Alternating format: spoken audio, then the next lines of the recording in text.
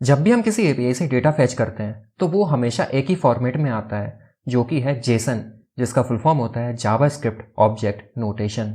Jason एक lightweight object होता है जिसका यूज़ डेटा को एक्सचेंज करने के लिए किया जाता है, जो कि सिंपल होता है रीड करने के लिए ह्यूमंस को और पार्स करने के लिए मशीन्स को। जावास्क्रिप्ट में हम यूज़ करते हैं दो powerful method, json.stringify and json.parse। आज हम समझेंगे कि कैसे ये दोनों मेथड्स एपीआईज के साथ काम करते हैं। तो हेलो गाइस, मेरा नाम है लोकेंद्र, आप देख रहे हैं लोकी अनलॉक्ड, जहां हम अनलॉक करेंगे आपके ट्रू पोटेंशियल को। चलिए चलते कंप्यूटर स्क्रीन पर और शुरू करते हैं।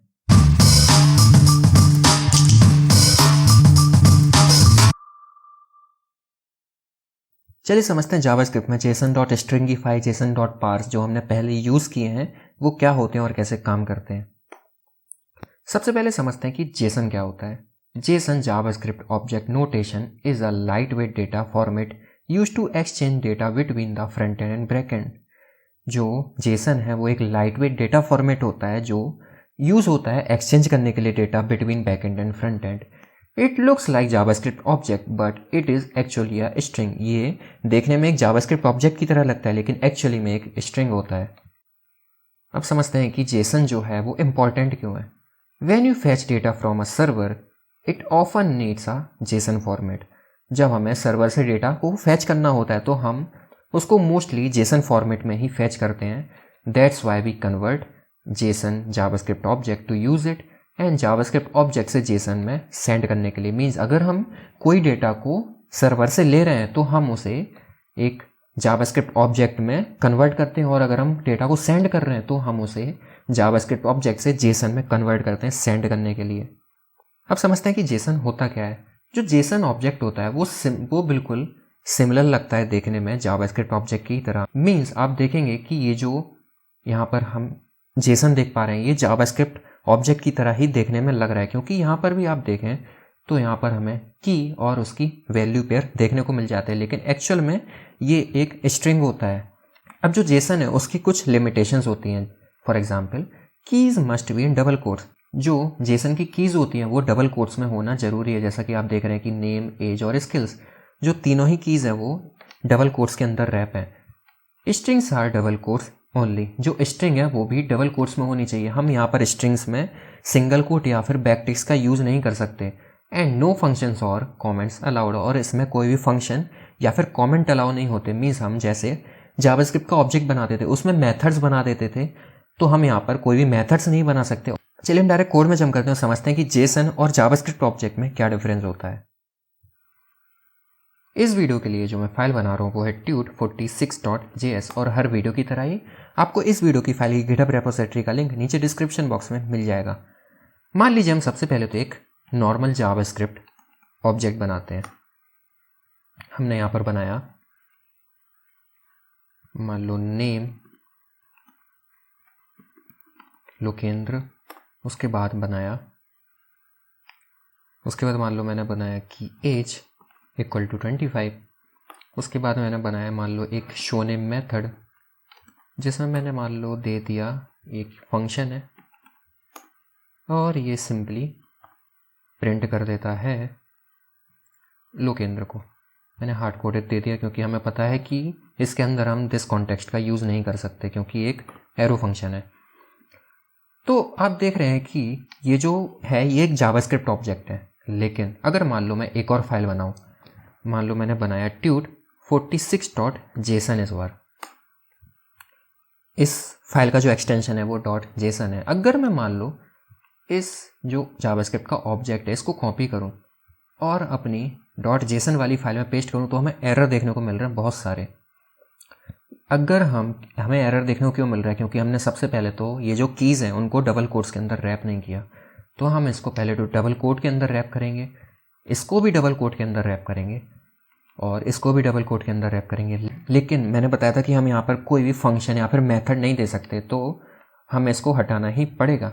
उसके बाद हमें एक और एरर देखने को मिल रहा है कि हम यहाँ पर कॉमा भी नहीं दे सकते लास्ट में। मीन्स हमारी जो सबसे लास्ट वाला की वैल्यू पेयर होता है जेसन में, उसके बाद हम कॉमा नहीं दे सकते। अनलाइक हम मान लो अगर यहाँ पर कॉमा दें जावास्क्रिप्ट ऑब्जेक्ट में तो हमें कोई भी एरर देखने को नहीं मिलेगा, इवन दो इसके बाद कोई भी की वैल्यू पेयर नहीं है। लेकिन अगर हम यहाँ पर कॉमा दे देते हैं और इसके बाद कोई भी की वैल्यू पेयर ना हो तो हमें एरर देखने को मिलता है। अगर हम इसके बाद एक और की वैल्यू पेयर ऐड कर दें, मान लो हमने ऐड कर दिया सिटी, और सिटी में मैंने मान लो दे दिया पूरी, तो हमें एरर देखने को नहीं मिलेगा इस कॉमा के बाद। लेकिन अगर हम यहाँ पर एक और कॉमा लगा देंगे तो हमें या तो इस कॉमा को हटाना पड़ेगा या फिर हमें इसके बाद एक और की वैल्यू पेयर को ऐड करना पड़ेगा। उम्मीद है ये चीज़ आपको समझ आई होगी।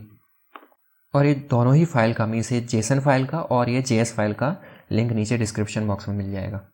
इसके बाद है कि जेसन और जावास्क्रिप्ट ऑब्जेक्ट में क्या डिफरेंस होता है, वो तो मैंने आपको बता ही दिया कि जेसन जो है वो एक स्ट्रिंग होता है और object is a JavaScript data structure means.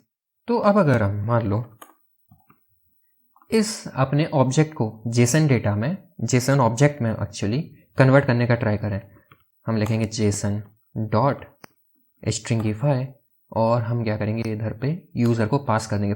File को सेव करें और कोड को रन करेंगे 46। तो आप देख रहे हैं कि हमें जो आउटपुट मिला उसमें नेम और एज ही है। हमारा जो शो नेम था उसको यहाँ पर इग्नोर कर दिया गया। मीन्स इससे पता चलता है कि जो हमारा जेसन ऑब्जेक्ट होता है उसमें फंक्शन नहीं हो सकता।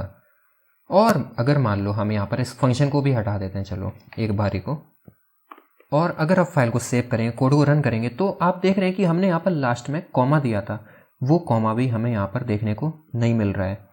और ये जो आप देख रहे हैं ये एक जेसन ऑब्जेक्ट होता है। और अगर हम यहाँ पर टाइप ऑफ भी करेंगे तो हमें एक स्ट्रिंग देखने को मिलेगी कि ये जो है एक स्ट्रिंग है। एक्चुअल में देखने में तो ये बिल्कुल जावास्क्रिप्ट के ऑब्जेक्ट की तरह लग रहा है, जो कि जावास्क्रिप्ट का ऑब्जेक्ट नहीं है एक्चुअली में, ये है जेसन। लेकिन ये एक्चुअल में होता क्या है, एक्चुअल में ये स्ट्रिंग ही होता है। तो उम्मीद है ये चीज़ आपको समझ आई होगी कि जेसन और जावास्क्रिप्ट ऑब्जेक्ट में क्या डिफरेंस होता है। इसके बाद है कि हम जेसन को कन्वर्ट कर सकते हैं एक जावास्क्रिप्ट ऑब्जेक्ट में यूजिंग जेसन डॉट पार्स। जैसे हमने देखा कि हम किसी जावास्क्रिप्ट ऑब्जेक्ट को जेसन में कन्वर्ट कर सकते हैं यूजिंग जेसन डॉट स्ट्रिंगिफाई, और अगर हमें किसी जेसन को कन्वर्ट करना हो जावास्क्रिप्ट ऑब्जेक्ट में तो हम कन्वर्ट कर सकते हैं using JSON dot parse method.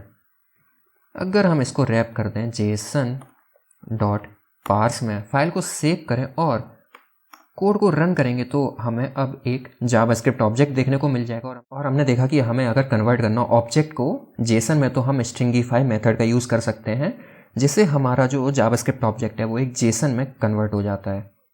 इसके बाद में कुछ कॉमन मिस्टेक्स जो हम जेसन बनाते टाइम करते हैं कि हम जेसन को सिंगल कोट में नहीं दे सकते, उनकी कीज़ को, जो कमेंट्स हैं जेसन में वो अलाउ नहीं होते, और जो फंक्शंस हैं और अनडिफाइंड वैल्यूज़ हैं वो भी सपोर्टेड नहीं है। मीन्स कहने का क्या मतलब है, मान लो हम यहाँ पर एक और की दे दें, मान लो हमने दे दिया सिटी, जिसमें हमने वैल्यू दे दी इसकी अनडिफाइंड। अगर अब हम फाइल को सेव करें और कोड को रन करेंगे तो हम देखेंगे कि जब हमने इसको जेसन डॉट स्ट्रिंगिफाई किया उसके बाद जेसन डॉट पार्स किया तो हमारी जो सिटी अनडिफाइंड थी वो हमें देखने को नहीं मिल रही।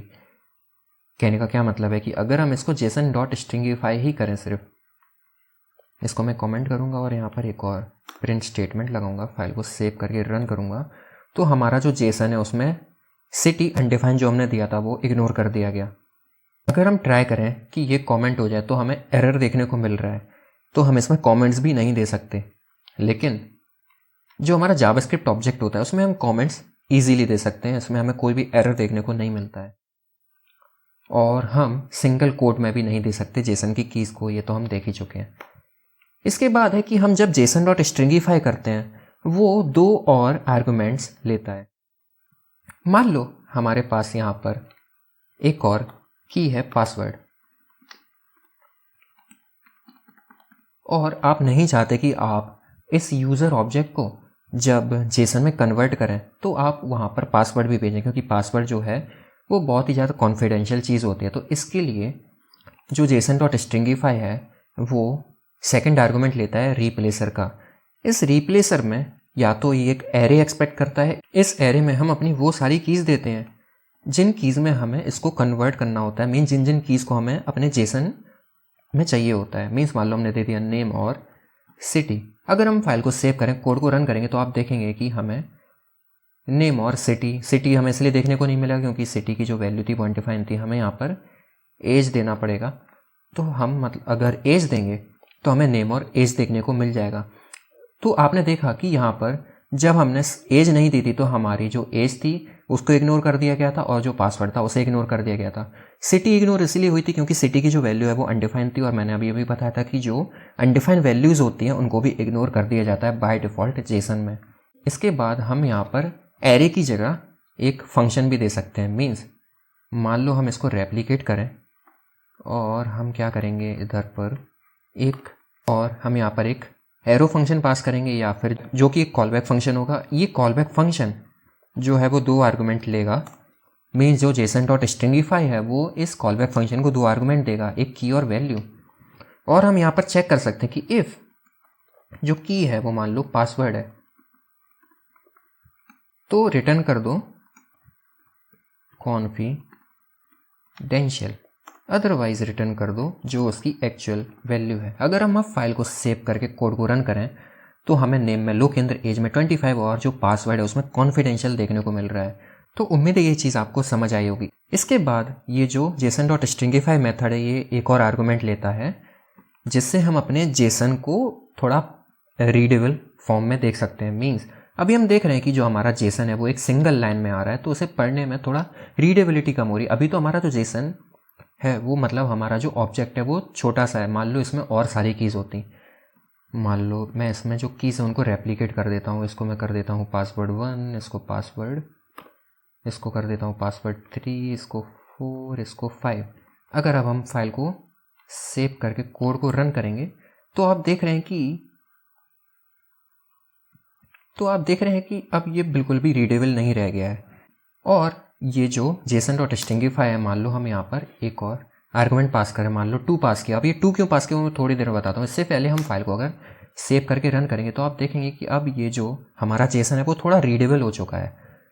मान लो हमने यहाँ पर 3 पास किया, फाइल को सेव करके रन किया तो हमें जो आउटपुट है वो सिमिलर ही मिल रहा है, लेकिन आप देख पा रहे होंगे कि यहाँ पर थोड़ी एक्स्ट्रा स्पेस देखने को मिल रही है। यहाँ पर जो स्पेस है वो सिर्फ 2 की स्पेस है, एक स्पेस ये और दूसरी स्पेस ये। जब हमने 3 पास किया तो एक स्पेस ये मिली, उसके बाद एक और स्पेस, उसके बाद एक और स्पेस। मीन्स हम यहाँ पर जो भी नंबर पास करेंगे उतनी स्पेस वहाँ पर हमें इस जेसन में देखने को मिल जाएगी। उम्मीद है ये चीज़ आपको समझ आई होगी और जिससे क्या होगा, जो हमारा जेसन है वो थोड़ा रीडेबल बन जाएगा।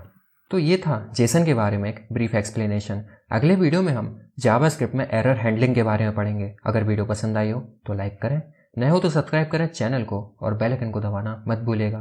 धन्यवाद।